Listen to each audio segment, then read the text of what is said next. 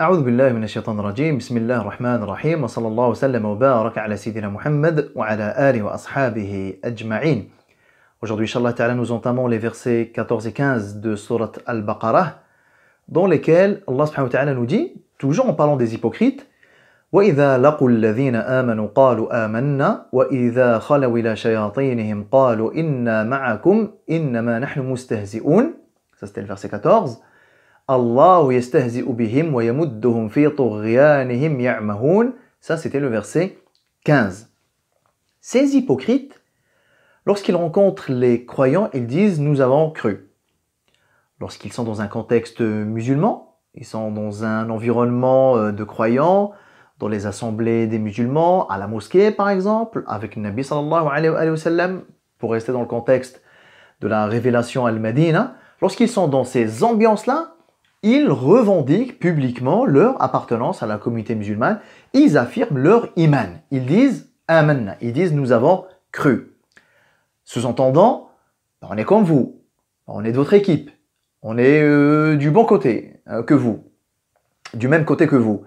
Sous-entendant, comportez-vous envers nous de la même manière qu'avec n'importe quel autre croyant, nous faisons partie de la famille en quelque sorte. Et lorsqu'ils sont à l'écart, lorsqu'ils sont à l'abri des croyants, lorsqu'ils se retrouvent loin des croyants, et spécifiquement Allah Ta'ala nous dit, et lorsqu'ils s'isolent avec leur shayatin, pluriel de shaitan, on pourrait dire donc, lorsqu'ils s'isolent avec leur diable, ils disent à leur diable, non, non, non, non, non, on est de votre côté à vous, nous faisons partie de votre équipe à vous. C'est pas parce que nous avons dit tout à l'heure auprès des croyants que nous avions cru que c'est vrai, c'est faux. On a dit ça juste pour nous moquer de ces gens.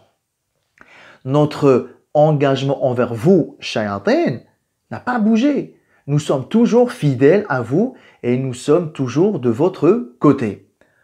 On verra, Inch'Allah Ta'ala, la prochaine vidéo, qui sont shayatin et qui peut être considéré comme shaitan dans un contexte spécifique de la révélation et dans un contexte plus général. Aujourd'hui, on ne va pas parler de ces shayatin-là. On va parler plutôt de cette caractéristique des hypocrites. À montrer un certain comportement public et en montrer un autre privé. Avant d'arriver à ça, et ça va être, Inch'Allah Ta'ala, l'objet de notre réflexion aujourd'hui, regardons d'abord qu'est-ce que Allah Ta'ala a promis à ces gens. Qu'est-ce qu'il a promis à ces gens qui sont mal intentionnés dès le départ, leur animosité, elle est réfléchie, elle est construite. Le fait que lorsqu'ils s'isolent avec leur shayatin, ils en discutent, ça veut dire, il y a un feedback derrière, il y a un travail derrière. Ça veut dire, leur positionnement envers l'islam n'est pas un positionnement comme ça, isolé, non, non, c'est quelque chose de mûrement réfléchi, c'est préparé, c'est construit. Ça veut dire, il y a de la préméditation. C'est prémédité. C'est pas, ah ouais, je me suis trompé. Non, non. C'est vraiment prémédité. Et vous avez dépensé beaucoup de temps et beaucoup d'énergie pour préparer votre stratégie. C'est important ça. Ça veut dire leurs intentions sont mauvaises dès le départ. Ce ne sont pas des gens qui ont cru et puis, bon, voilà, ils se sont fait avoir, l'ego, shaitan, la tentation. Non. Ce sont des gens qui, dès le premier jour, dès le premier instant, ils ont agi en toute connaissance de cause. Ils le disent même, nous nous moquons de ces gens. C'est pas vrai. Notre iman n'est pas un vrai iman. Notre islam n'est pas un vrai islam. C'est juste de la moquerie. Souvenez-vous, on connecte ça avec le verset d'avant. C'est juste que quand nous sommes avec soufaha, avec les faibles d'esprit, pour nous moquer encore plus d'eux, les pauvres, on leur fait croire qu'on est comme eux. En réponse à ces gens-là, Allah Ta'ala leur dit, c'est plutôt Allah qui se moquera de vous. C'est plutôt Allah Ta'ala qui vous ridiculisera. Et Allah Ta'ala, Allah yastahzi'u bihim wa yamudduhum fi tughyanihim ya'mahun. Allah Subhanahu wa Ta'ala va leur rajouter davantage de perdition. Il va leur rajouter davantage d'égarements, davantage de perte de repères, jusqu'à ce qu'ils soient complètement déboussolés, désorientés. Ils ne sauront plus où donner de la tête, ils ne pourront plus s'orienter et donc ils ne pourront plus revenir à la voie droite. C'est quand même une punition, c'est quand même une conséquence d'une extrême gravité. Parce que Allah subhanahu wa ta'ala, lorsqu'il nous éprouve, nous les humains, ou même les croyants, lorsqu'il nous éprouve dans des choses qui relèvent de ce bas monde, ça va. Les épreuves de ce bas monde, elles sont remplaçables. Je veux dire, je suis éprouvé par la maladie, ben ça peut soigner. Je suis éprouvé par la perte d'un emploi, je vais peut-être en trouver un autre. Je suis éprouvé par la stérilité, c'est possible que je finis par avoir des enfants. Je suis éprouvé par une perte d'argent, l'argent, même nous, tout le monde le dit, l'argent il vient, il part. Les épreuves dans le dunya, lorsqu'Allah Ta'ala nous prive de choses de ce bas monde, ce n'est que du bas monde. Non seulement ce n'est que du bas monde, et en plus, c'est parfaitement remplaçable. Mais lorsqu'Allah subhanahu wa ta'ala, il éprouve quelqu'un par quelque chose d'abstrait, par quelque chose qui relève de l'invisible, par quelque chose qui relève de l'intérieur de nous-mêmes, comment vous voulez remplacer ça? Et ma réflexion d'aujourd'hui, elle porte sur cette petite nuance-là, qu'Allah Ta'ala a utilisée dans le verset 15. Allahu yastahzi'u bihim wa yamudduhum fi tughyanihim ya'mahun. Ya'mahun, dans la langue arabe, nous avons deux mots qui se ressemblent. Le mot al-ama et le mot al-amah. Al-ama, même nous dans notre dialecte arabe, on dit la personne là, ama, c'est une personne aveugle, c'est une personne non-voyante. C'est une personne qui a perdu l'usage de ses yeux, de ses deux yeux.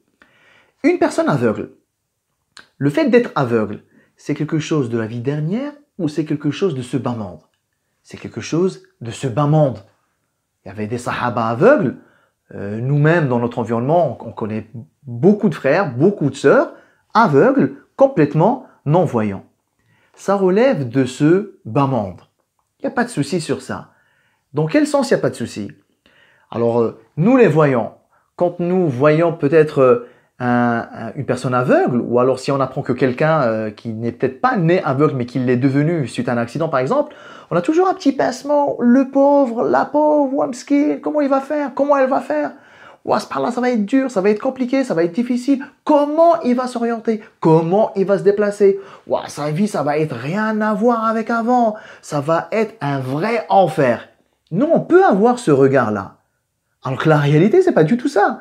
Les personnes aveugles, je suis désolé de dire ça comme ça peut peut-être paraître comme de la non-empathie, mais c'est la réalité.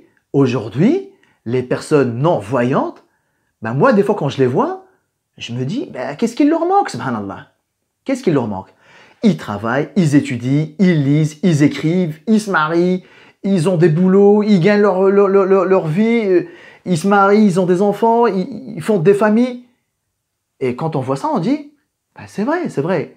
Que perdre la vue, certes, c'est une épreuve, mais c'est une épreuve de ce bas monde. Ça se relativise, du fait que ce soit une épreuve de ce bas monde. Deuxièmement, ben, c'est pas la fin du monde non plus. Ça se règle, ça se compense, ça se contourne, il y a des choses qui facilitent, et puis la personne même non-voyante, elle développe d'autres stratégies. Et aujourd'hui, alhamdoulilah, moi, tous les aveugles que je connais, ils sont hyper autonomes. Tu veux lui donner un coup de main, il va dire non, c'est bon. Subhanallah. Parce que c'est quelque chose de ce bas monde. Al-amah, c'est pas quelque chose de ce bas monde. La personne aveugle de ce bas monde, elle a peut-être perdu le sens de l'orientation. Et encore, c'est pas vrai, parce que les personnes aveugles, elles retrouvent ce sens de l'orientation, soit d'elles-mêmes, mais soit par une aide extérieure, il n'y a pas de souci. Ils ont des labradors, ils ont des cannes. Aujourd'hui, il y a même des choses de l'intelligence artificielle. Bref, une personne aveugle, même si elle a perdu un peu de l'orientation au début, ben elle la retrouve, alhamdoulilah, et ça ne handicape pas plus que ça sa vie. Al-amah, ce n'est pas une cécité oculaire, c'est une cécité du cœur. Ce n'est pas une non-voyance des yeux, c'est une non-voyance du cœur.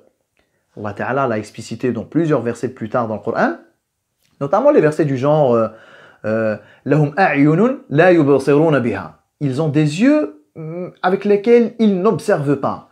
Plus explicitement encore, Allah Ta'ala il a dit dans un verset Innaha la ta'mal absar. Ce ne sont pas les yeux qui rendent une personne aveugle. Qu'est-ce qui rend une personne réellement aveugle? Ce sont les cœurs qu'il y a dans les poitrines. Ta'mal qulubu allati fi as-sudur.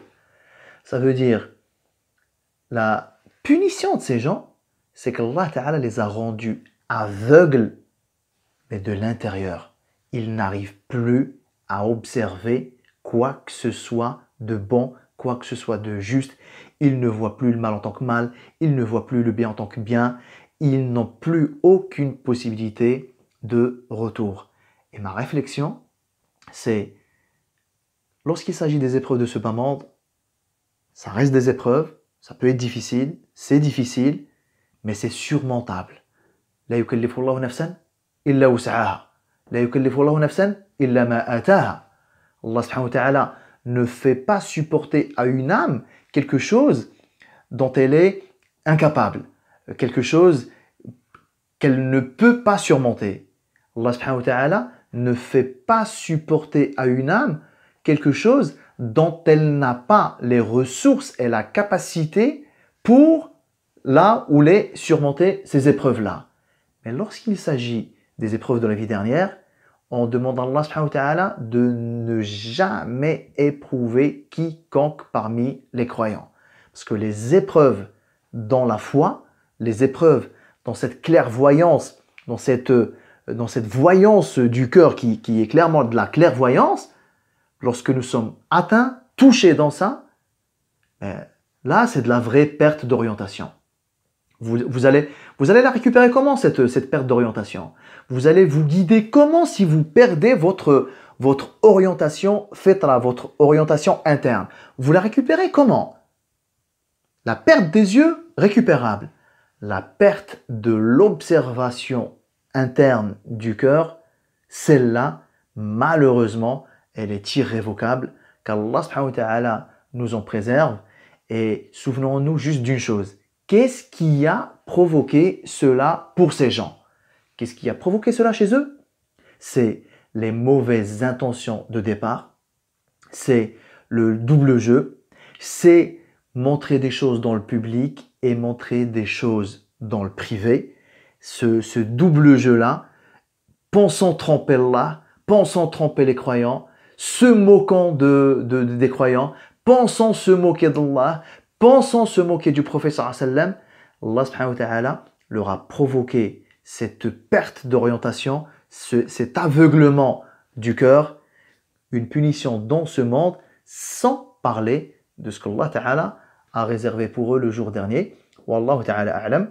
Wa sallallahu sallam wa baraka ala sayyidina Muhammad wa ala alihi wa ashabihi ajma'in.